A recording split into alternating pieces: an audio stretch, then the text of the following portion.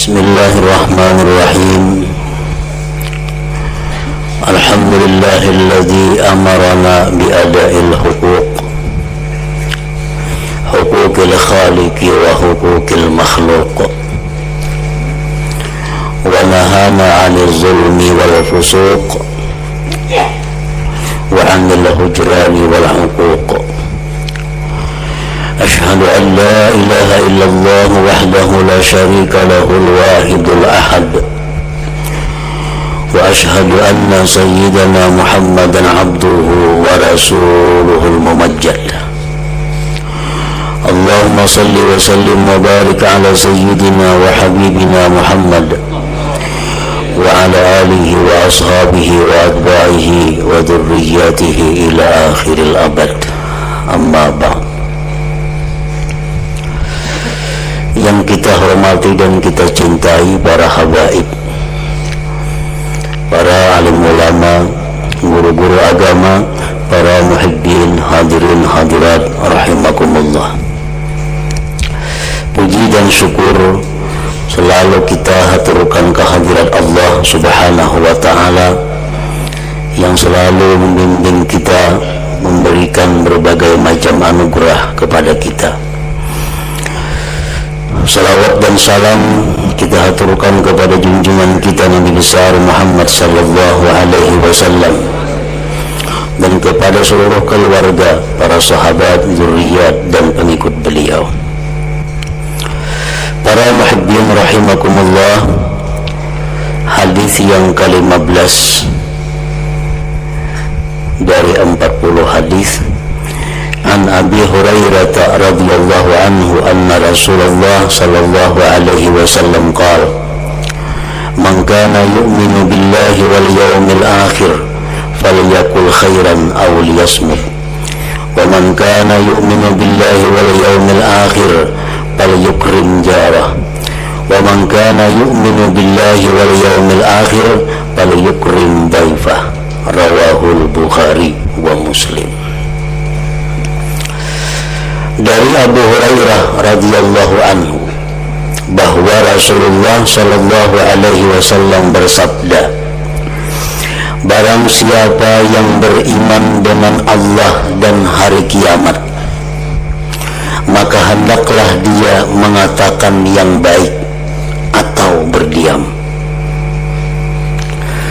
Dan barang siapa beriman dengan Allah dan hari kiamat, maka hendaklah dia memuliakan tetangganya atau jirannya. Dan barang siapa beriman dengan Allah dan hari kiamat, maka hendaklah dia memuliakan tamunya. Hadis riwayat Bukhari dan Muslim. Para muhibbin rahimakumullah, di dalam hadis yang ke-15 ini Rasulullah sallallahu alaihi wasallam menjelaskan 3 perkara yang berkaitan dengan keimanan seseorang. Yang pertama, beliau menjelaskan, menerangkan barang siapa beriman dengan Allah dan hari kiamat, hendaklah dia berkata-kata yang baik. Berkata-kata yang baik itu artinya adalah satu kata-kata, perkataan yang mendatangkan faidah, yang mendatangkan keuntungan, terutama di akhirat. Maka kalau kita tidak mampu berkata-kata yang baik, hendaklah kita berdiam. Falyakul khairan aw liyasmut, atau diam. Sebagian ulama berkata, al-kalamu arba'atun dararun mahdun wa naf'un mahdun wa manfa'atun wa dararun wa la naf'a wa la darar. Ada 4 macam jenis perkataan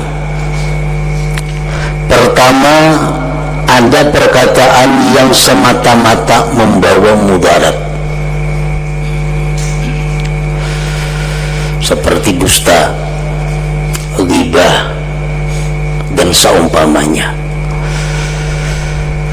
Nah, terhadap perkataan seperti ini kita sudah jelas dituntut untuk diam, tidak mengatakannya, tidak mengucapkannya. Yang kedua, ada perkataan yang nyata-nyata bermanfaat, seperti zikrullah, seperti membaca Al-Quran, membaca salawat, saling nasihat menasihati. Nah, ini perkataan yang bermanfaat. Terhadap yang bermanfaat ini kita disuruh mengatakan, kita disuruh mengucapkannya. Yang ketiga, ada perkataan yang mengandung mudarat dan manfaat.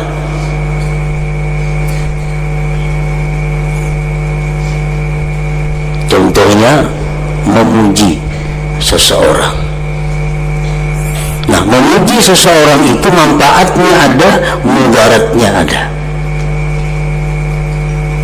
Manfaatnya kita menyenangkan orang, tapi mudaratnya apa? Bisa-bisa pujian kita itu lebihan daripada sebenarnya, atau yang dipuji ini jadi sombong, yang dipuji ini jadi angkuh gara-gara kita memuji. Nah, bila mana perkataan itu ada mengandung mudarat dan manfaat, kita pun disuruh diam, kada perlu. Yang keempat, jenis perkataan adalah yang tidak ada mudarat dan tidak ada manfaat. Contohnya seperti menceritakan keindahan-keindahan alam. Bisa kita datang musafir, datang perjalanan di mana kita berkisah tentang gedung-gedung, berkisah tentang gunung-gunung. Nah, itu perkataan manfaatnya kadada, mudaratnya kadada. Ini pun pula kita disuruh diam daripadanya. Nah, jadi dari 4 macam jenis perkataan tadi, hanya satu yang kita disuruh mengucapkannya, yaitu perkataan yang nyata-nyata hanya mengandung manfaat. Faliyakul khairan aw liyasmut, hendaklah berkata yang baik atau diam. Para muhibbin rahimakumullah, Rasulullah sallallahu alaihi wasallam bersabda, la tukthirul kalam bi ghairi dzikrillah, fa inna kathratal kalam bi ghairi dzikrillah qaswatun bil qalbi, wa inna ab'adan nas anillah al qalbul qasi. Ujar Nabi kita, janganlah kalian banyak berbicara selain zikrullah, bahwasanya banyak berkata-kata dengan bukan zikrullah itu membuat keras hati.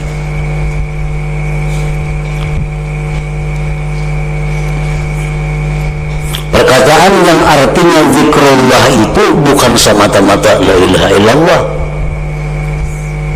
saling memberikan nasihat, saling wasiat mewasiati, termasuk zikrullah.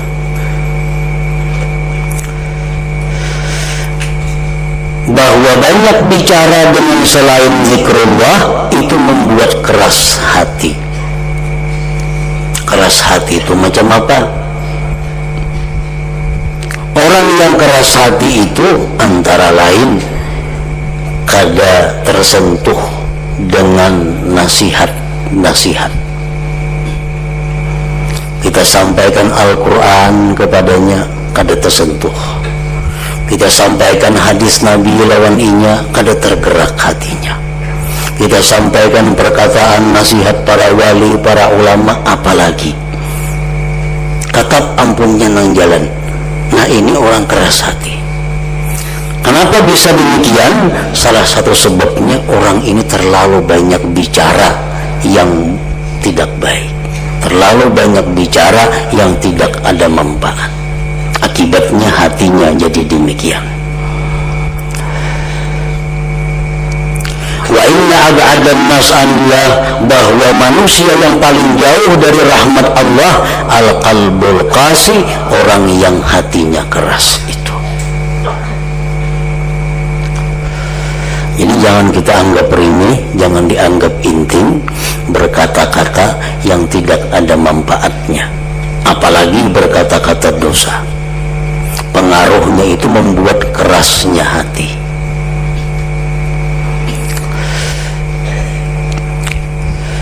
Orang mengingat dosa yang telah diperbuat, kalau hatinya lemah, hatinya lembut, dia akan menetiskan air mata.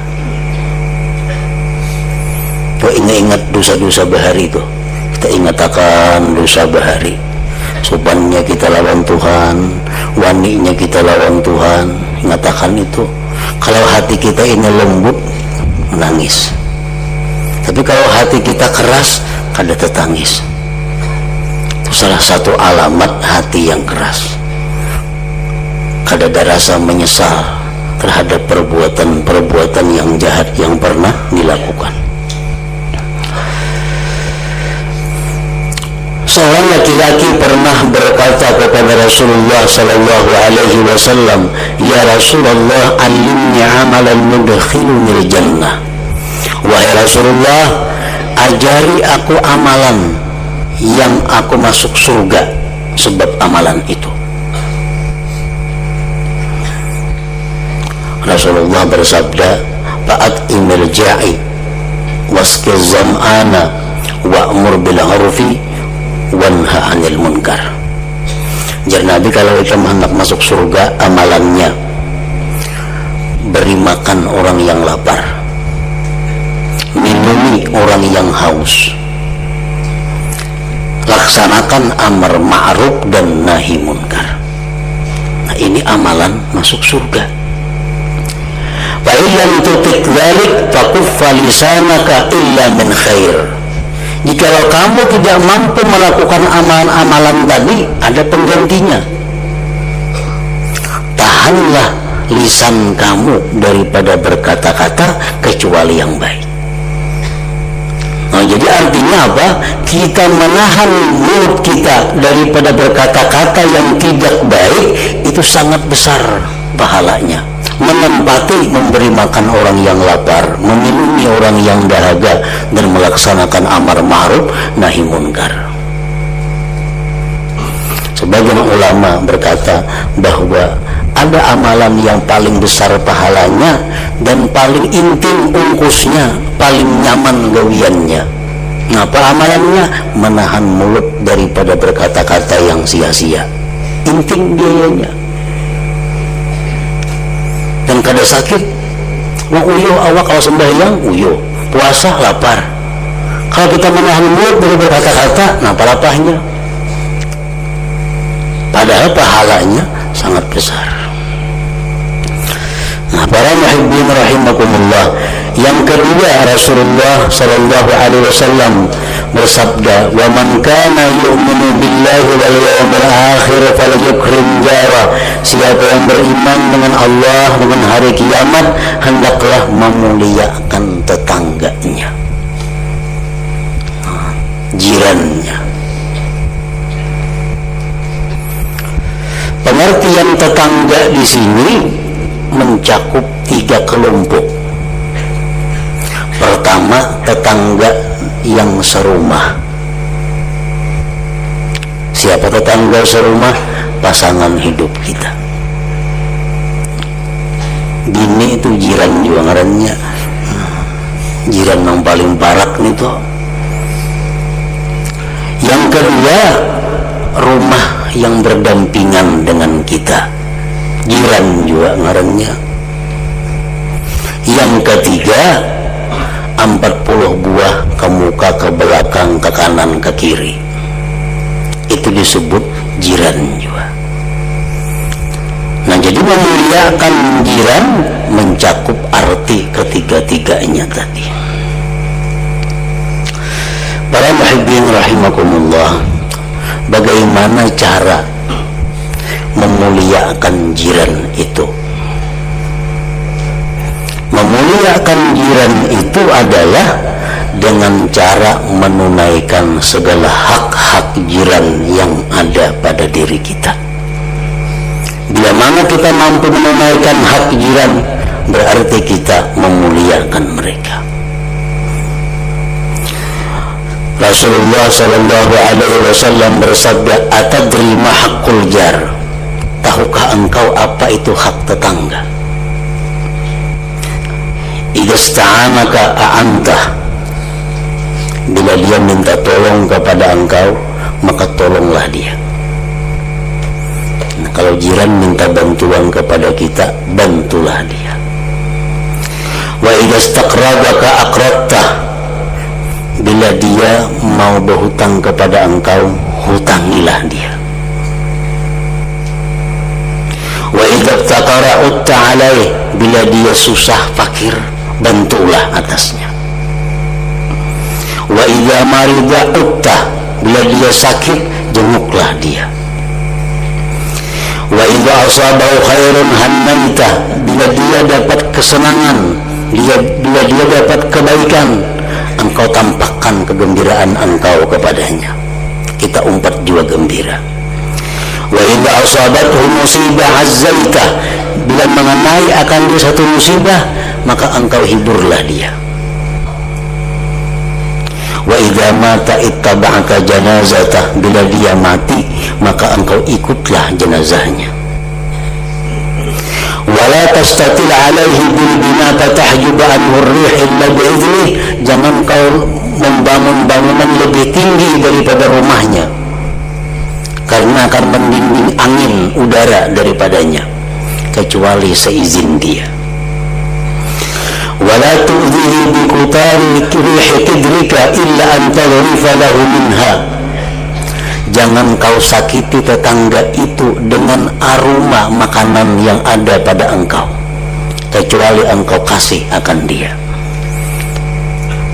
Misalnya nganggaris talangkah umpamanya, nah kada keciuman masih tu kamari baunya, kasihan orang mencium mana aja diberi dia maka.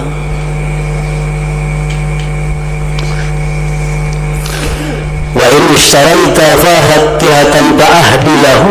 Jika engkau membeli buah-buahan, berilah dia. Fa illam taf'al fa'adkhilha sirra. Jika engkau tidak memberi akan dia, masukkan ke rumahmu sembunyi-sembunyi. Enggak ada hendak memberi nih, jangan kelihatan. Wala yakhruj biha waladuka liyayuza biha waladuhu. Dan jangan diberiakan anak membawa keluar buah-buahan tadi, karena melihat anaknya sebelah, maka marahlah anaknya itu. Nah, ini bagian daripada hak tetangga.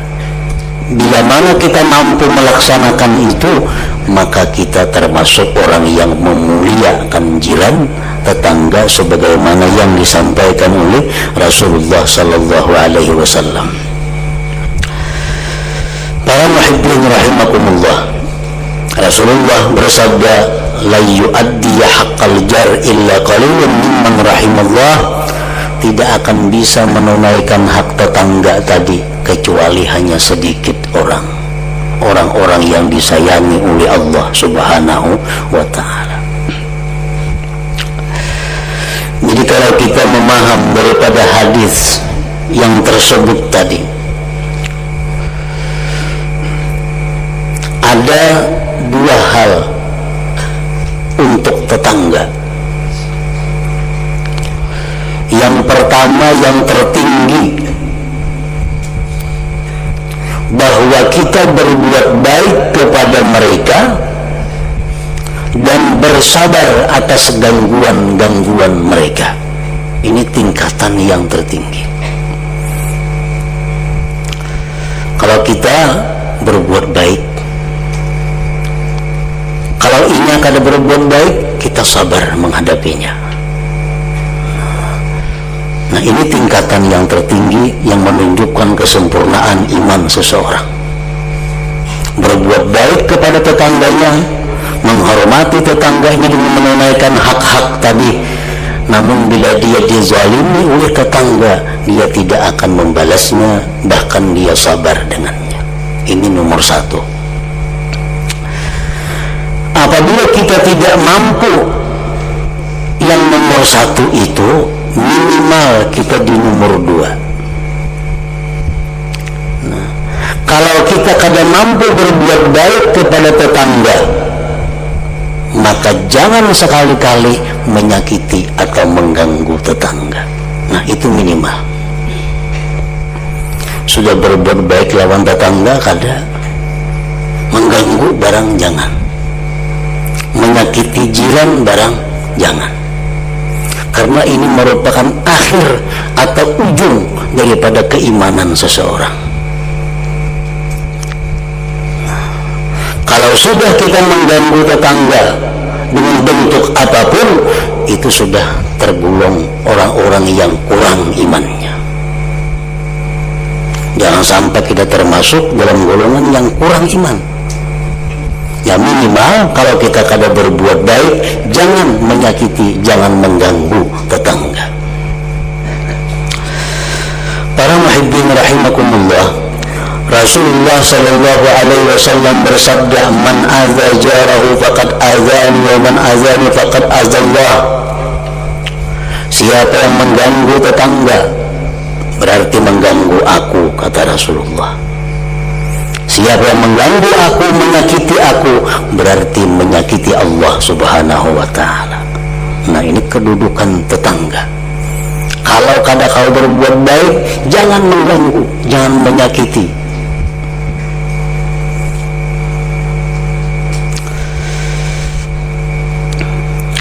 Para sahabat pernah menceritakan di hadapan Rasulullah sallallahu alaihi wasallam seorang perempuan, tasumun nahar wa taqumul lail.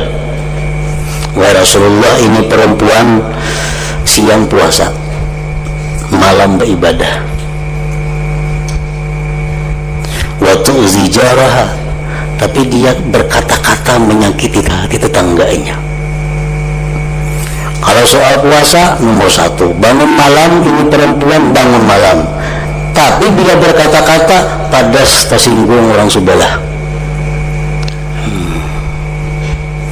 Apa Rasulullah menjawab? Hiya finnar, dia mati ke neraka. Jadi sembahyang puasa tuh kada ada gunanya kalau ada di situ menyakiti tetangga.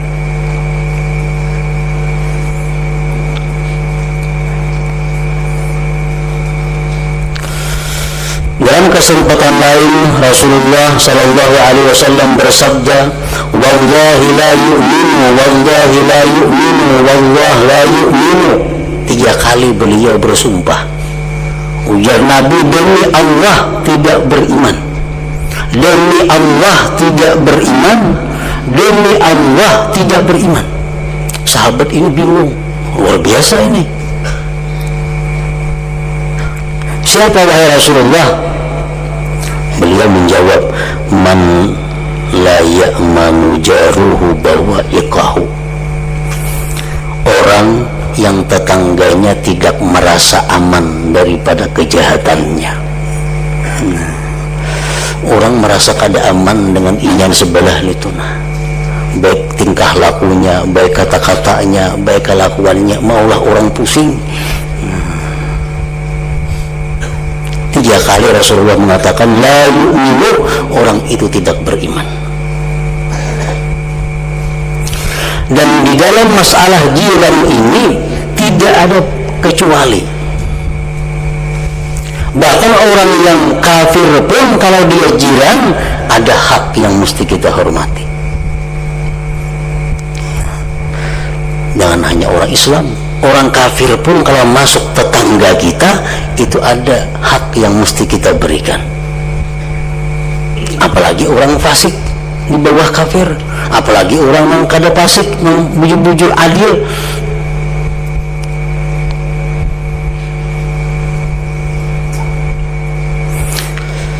Ibnu Umar radhiyallahu anhu, beliau bertetangga dengan seorang Yahudi.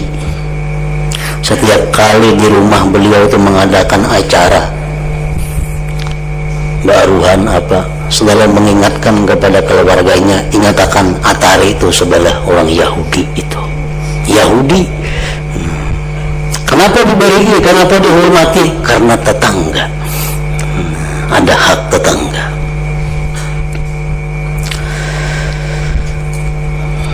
Para muhibbin rahimakumullah, Rasulullah SAW bersabda, "Ma taqulu bizina?" Qalu haramun haramahullah wa rasuluh bahwa haramun ila yaumil qiyamah. Faqala Rasulullah sallallahu alaihi wasallam, la ayyazni ar-rajul bi 'ashri niswatin aysaru alayhi min ayyazni bi mura'ati jarih. Qala fama taqulu bis sariqah? Faqalu haramun haramahullah wa rasuluh fa hiya haram. Qala la ayyasriqa ar-rajul min 'ashrati abyad aysaru alayhi min ayyasriqa min baiti jarih. Rasulullah bertanya kepada sahabat, apa pendapat kalian tentang perzinahan? Sahabat menjawab, itu diharamkan Allah. Beliau berkata, sungguh berzina seorang laki-laki dengan 10 orang perempuan lebih inting, lebih ringan daripada berzina dengan perempuan tetangganya. Beliau bersabda lagi, apa pendapat kalian tentang mencuri? Sahabat berkata, itu haram. Allah mengharamkan dan Rasulnya pun mengharamkan. Rasulullah bersabda, sungguh mencuri seseorang 10 buah rumah itu lebih inting daripada mencuri 1 buah rumah tetangga. Karena yang demikian sudah mengganggu, menyakiti dengan tetangganya. Wallah la yu'minu, tidak beriman, kata Rasulullah, orang yang tetangganya merasa kada aman terhadap tingkah laku, perbuatan atau perkataannya. Yang ketiga, Rasulullah bersabda, man kana yu'minu billah wal yawmil akhir falyukrim dhaifah. Siapa yang beriman dengan Allah, dengan hari kiamat, hendaklah dia memuliakan tamunya. Bagaimana maksud memuliakan tamu ini? Para ulama pensyarah hadis ini mengatakan, maksud dengan memuliakan tamu itu adalah ihsanu diyafatihi, baik dalam pelayanan terhadap tamu. Kayak apa baik pelayanan dengan tamu itu? Pertama, bil bisyri fi wajhi, menampakkan kegembiraan di wajahnya. Wa bil hadis ma'ahu, dan baik perkataan besertanya tamu itu. Wa basti firashin lahu, menguraikan hamparan baginya, menguraikan tikar, menguraikan hambal karena kedatangan tamu tadi. Wa it'amihi thalathata ayyam, dan memberi makan dia selama 3 hari. Nah, ini contoh keterangan tentang bagaimana berbuat baik kepada tamu, arti memuliakan tamu tadi. Bagaimana hukumnya memuliakan tamu itu? Imam yang 3, Syafi'i, Imam Maliki, Imam Abu Hanifah mengatakan bahwa memuliakan tamu tadi hukumnya adalah sunnat. Sedangkan Imam Ahmad bin Hanbal mengatakan hukumnya adalah wajib. Nah, para muhibbin rahimakumullah, walaupun sunat, hukumnya kita memuliakan tamu. Artinya kalau kita ada tamu, kita kada hendak melayani, kada berdosa. Menurut mazhab yang 3. Nah, mazhab Imam Ahmad bin Hanbal, kalau kita tamu itu wajib dilayani, dihormati 3 hari 3 malam. Indah itu bila ada bulik, boleh suruh bulik. 3 hari 3 malam itu batasnya. Mengambil pada 3 hari, nah, boleh disuruh bulik. Imam kita Syafi'i, Abu Hanifah, Imam Maliki, beliau mengatakan bahwa urusan kita menghadapi tamu, menerima tamu itu sunat. Nah, walaupun sunat, tetapi pahalanya sangat besar, dan berkah yang diberikan Allah kepada yang menerima tamu ini pun sangat besar. Manfaatnya dunia akhirat sangat besar. Pernah diceritakan salah seorang waliullah yang bernama Abdullah bin Mubarak. Beliau satu hari kedatangan tamu. Nah, untuk menghormati tamu, disiapkanlah makanan. Makanannya ada, iwaknya kadada. Sijun ringkas kata, ada misi kuda, sijun sumbalih kuda. Tuga kuda tunggangan seorang tuh, sumbalih sijun.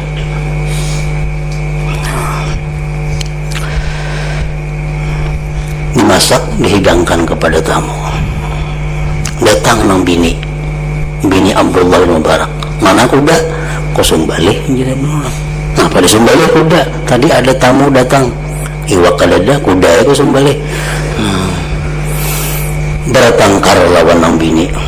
Nah, nang bini keberatan kuda itu disumbalih karena nyaman ke situ kamari. Kan kuda itu kendaraan orang dahulu. Pertengkaran ini luar biasa, akhirnya berujung dengan perceraian gara-gara kuda itu bersarakan syarat. Tidak berapa lama kemudian sesudah cerai, datang seorang laki-laki kepada Abdullah bin Mubarak. Apa kabar bin Mubarak? Ulun ada permintaan lawan pian. Nah, apa permintaannya? Ulun ada berisi anak, ulun minta pian mengawini anak ulun. Amun pian hakun mengawini anak ulun berniat memberi 10 hikung kuda. Mana anak dapat kuda 10.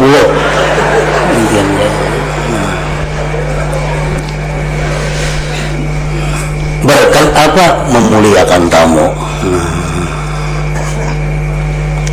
Jadi walaupun sunat memuliakan tamu, tapi manfaatnya, berkahnya, pahalanya sangat besar, baik dirasakan di alam dunia apalagi di akhirat.